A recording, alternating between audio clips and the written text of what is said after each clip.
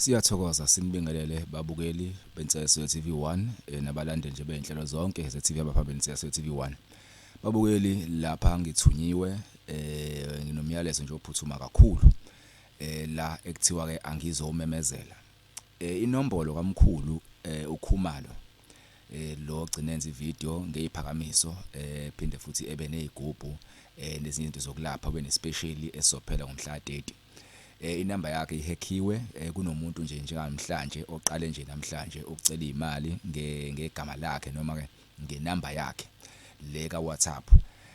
If unenombolo lesikhuluma ngayo eWhatsApp ke omkhulu Khumalo uma ecela imali kuwe ningokhuluma ilutho noma nje umongo womtholi yena qobo lakhe ngevoice note noma ngevideo call ungayifaki imali methi ucela imali ningayifaki inamba yakhe ihackiwe kukhona uClever nje abayithathile abasebenza ngayo baqale namhlanje ukusebenza ngaleyo nombolo leyo. So siyacela imbukelo yentseleso TV1 ukuthi ke udokotela singamthinti until further notice noma ke until ube neshow ukuthi ukhuluma naye via i-video call. Inombolo yakhe ayizoyisebenzisa uzoyikhipha einsukwini noma kusasa, kodwa le okuyiyona nimthola kuyona WhatsApp akasayisebenzisi. Kulezi ezinye seningazama ukumthola kodwa nenze sure ukuthi nikhuluma naye via i-video call ngoba lo muntu ucela imali ngegama lakhe ndifuthi ke umuntu nje okhombisa ukuthi uyathembisa ukuthi uzoyithola imali yakho in return noma kukhona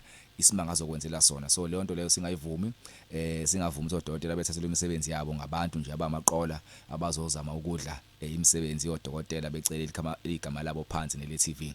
Ngiyacela imbukelo yentseleso TV1 ungayilandeli le nombolo inombolo ka Dr Khumalo until ke ivideo landelayo sizontshela ukuthi ke iprocess hamba kanjani nanokuthi inombolo entsha 18 kuma post sizoyifaka izovela ukuthi kwamanje safuna ukulungisa le sithole iNovember secured esokwazi ukuyivala. Tseleso TV1 ngiyabonga.